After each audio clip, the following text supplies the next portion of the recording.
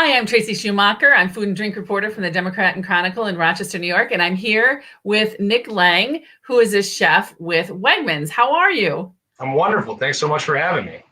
Let me ask you first, how many turkeys do you think you have cooked on the job and at home? Well, I've probably been cooking turkeys at home since I was 10 or 12.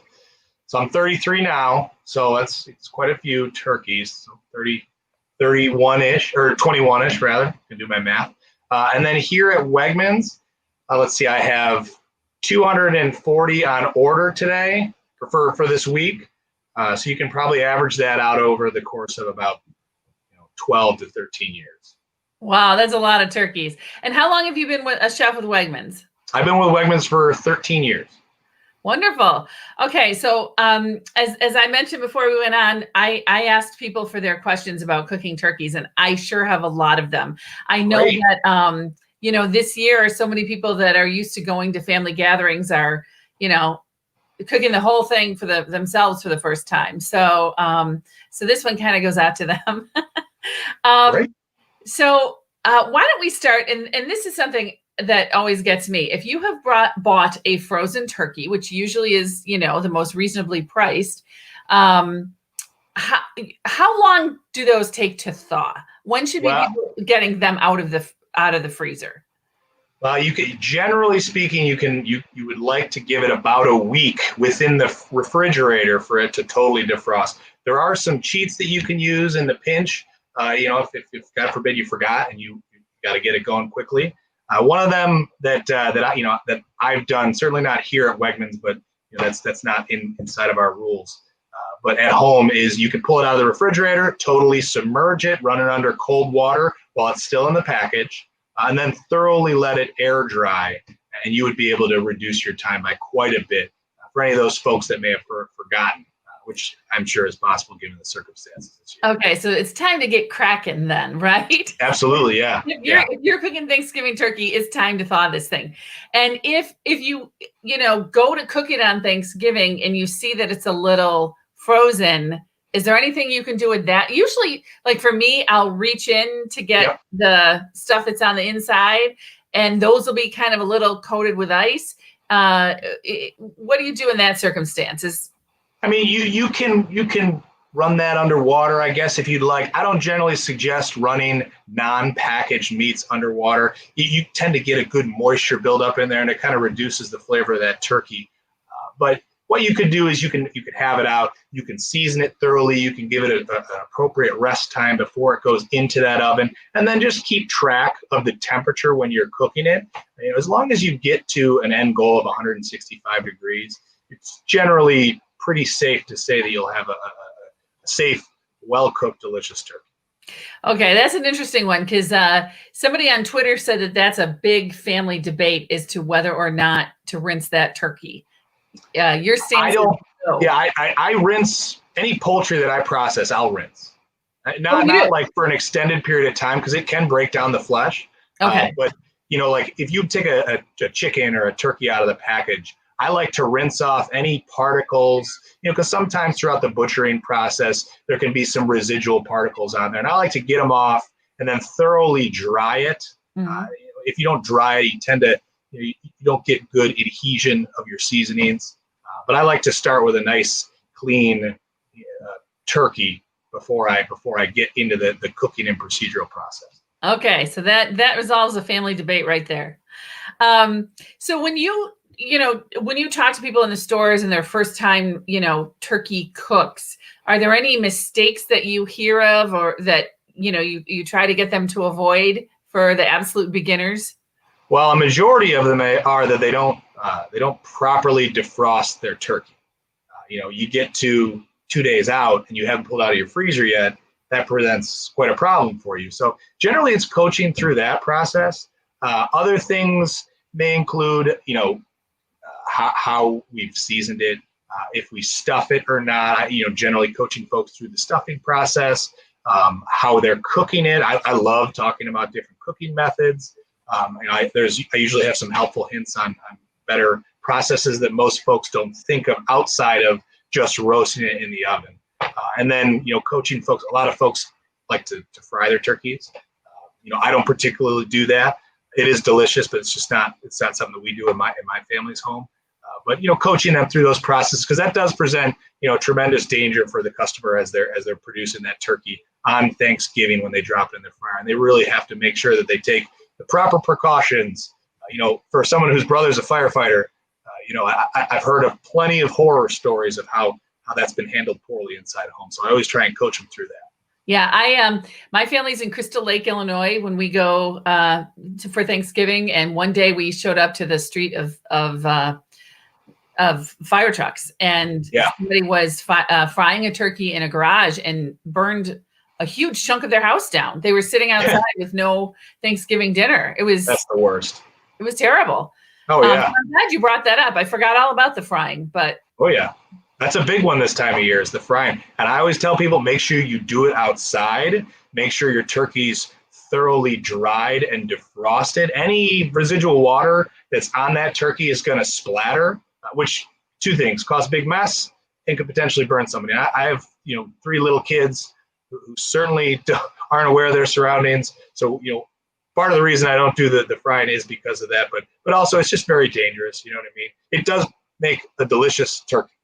So if you're into that, I'm all for it. But for me personally, I'm not a huge fan of it. Okay, so let's move on to regular other forms of cooking. So let's talk about a brine. Do you recommend brining turkeys, or do you do something else for flavor? I always brine my turkeys. Generally, I'll do it the night before. This year, we're at my parents' house, so I'll go over.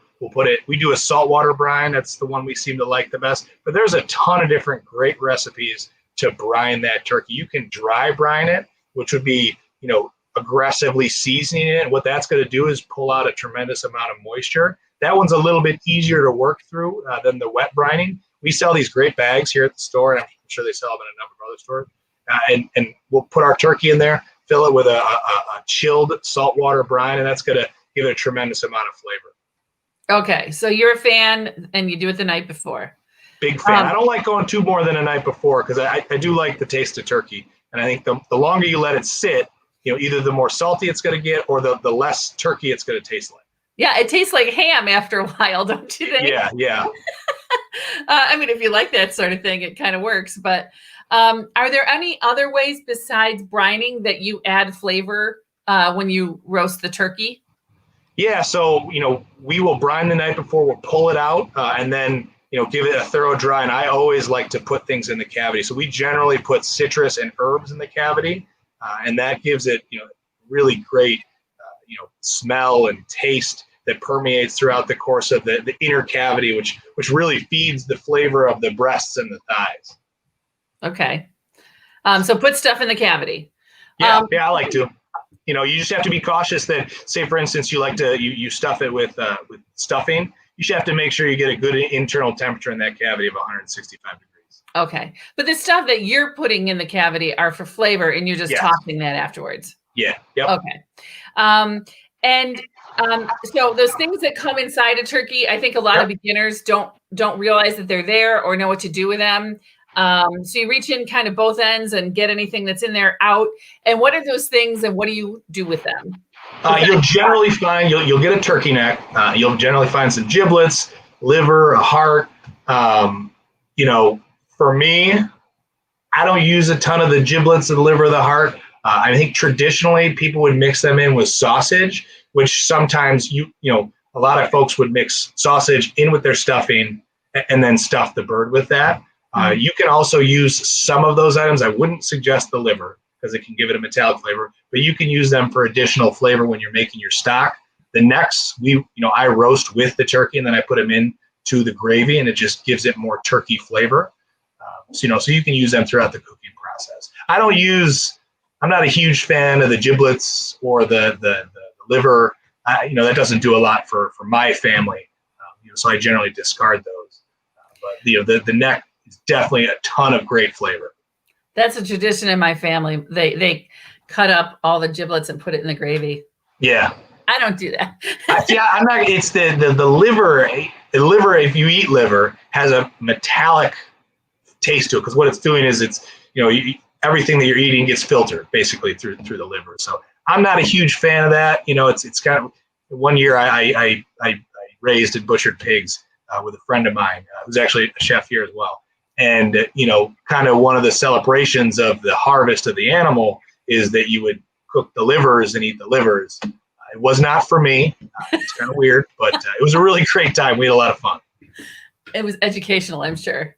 Yeah, it was fun. I mean, it was cool because we, from start to finish, and then we obviously produced the entire animal, and then we used everything in the animal, made sausages, bacon, etc., and then butchered it ourselves. Sounds amazing. It was fun. So here's a question. What do you think about the idea of cooking a turkey? I'm actually myself thinking about this, cooking it the day ahead, and just roasting it. I mean, just reheating it just so it's just easier on Thanksgiving. Good idea, bad idea, and bad idea. So like some of our items here would be fully cooked, easy to reheat. You can absolutely do it. If you wanted to do it ahead of time, break it down, pull it off the bone, reheat it. I would suggest reheating with a little bit of stock in whatever pan you're using. The only thing that I would just, as a pause, is it could dry out tremendously, especially the breast meat, which could be, obviously unpleasant. Okay. For us, I like to smoke it because it gets it out of the kitchen, because it does need like an hour to rest. So, if you cook a turkey properly, you can take your time and take it off the bone and present it nicely with a little bit less mess if you space things out correctly.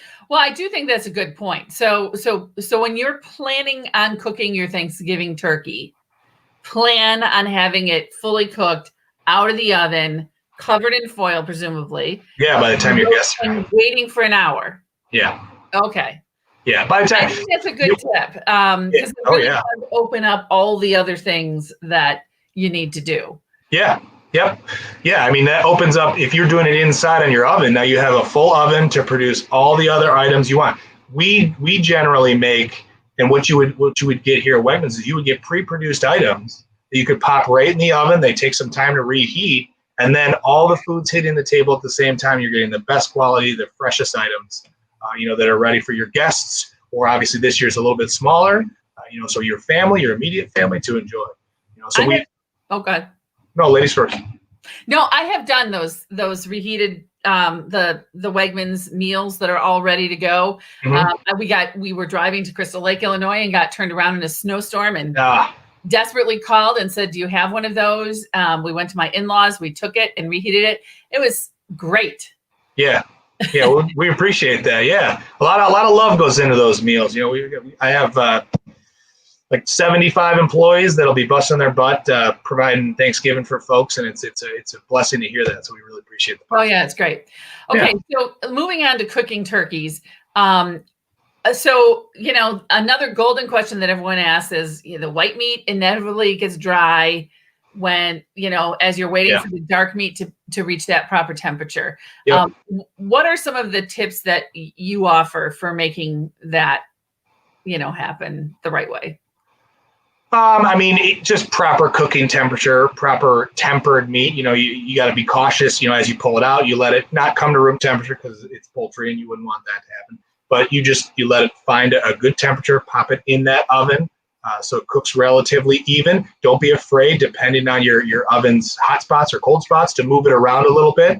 It's a good thing if you get in that oven, give it a spin just so every side's getting cooked evenly. The breasts generally cook faster, but depending on the size, you can really find a good balance in your cooking time for the legs and the breasts. Some of the turkeys that you get, especially the larger ones, have really big breasts that take a very long time to cook because you want to make sure you get an internal temperature close to the bone of 165 degrees. But if you've brined it or you've seasoned it properly, you'll have a very moist set of breasts, especially if you give it the proper amount of rest time. Okay.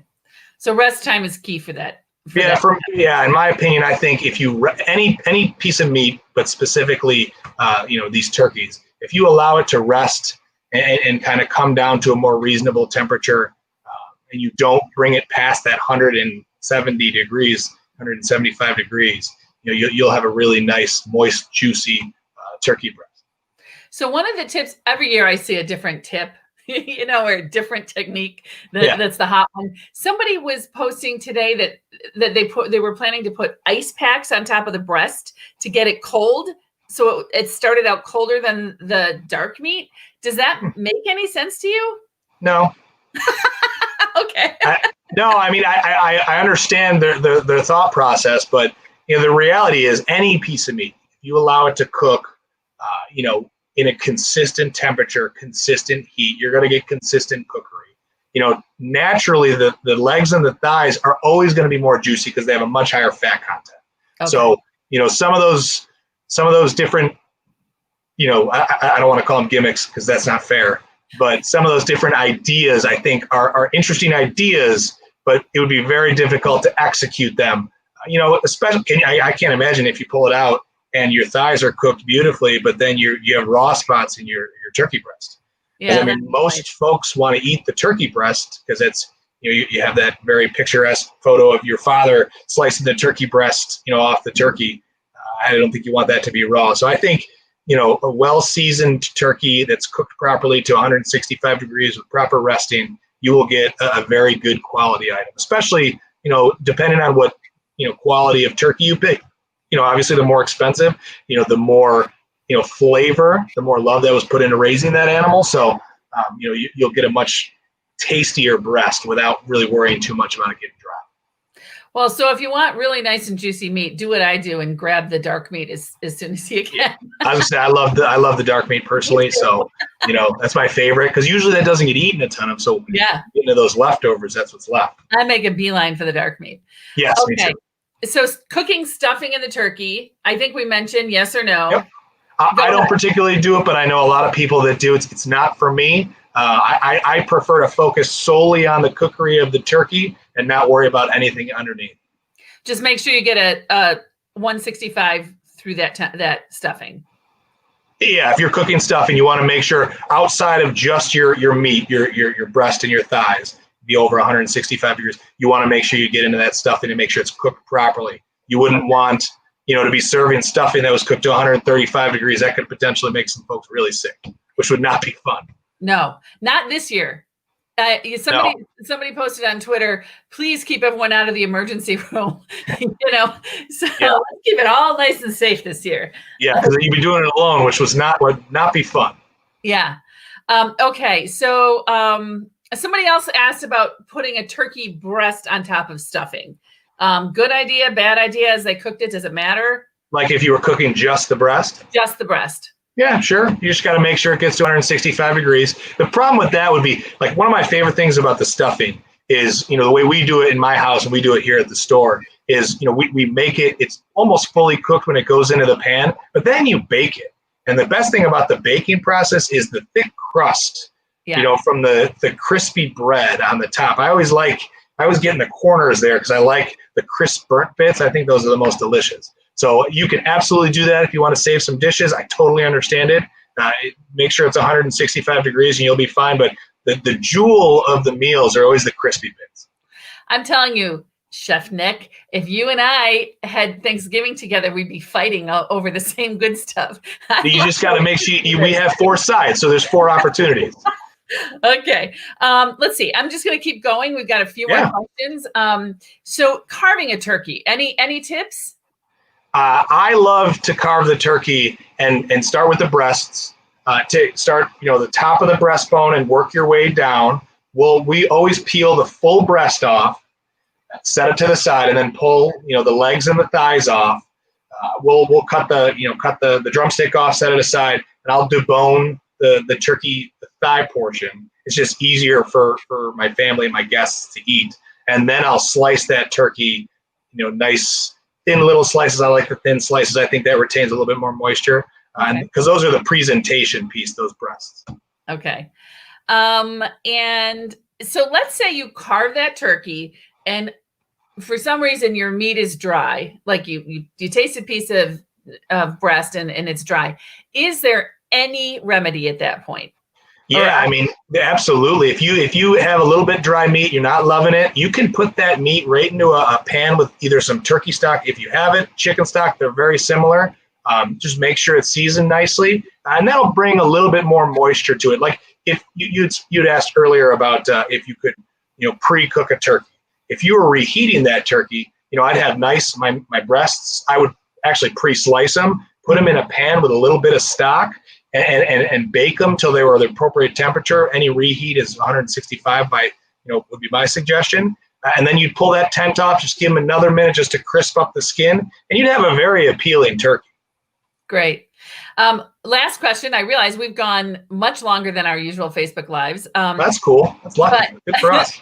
My last question is, so I'm cooking 16 pounds now for 6 people. I mean, you order things in advance, and now all the gatherings are smaller, so there's going to be a lot of leftovers. Obviously, turkey soup and sliced turkey sandwiches are the gold standard. But is there anything beyond that you think is the best thing to do with leftover turkey?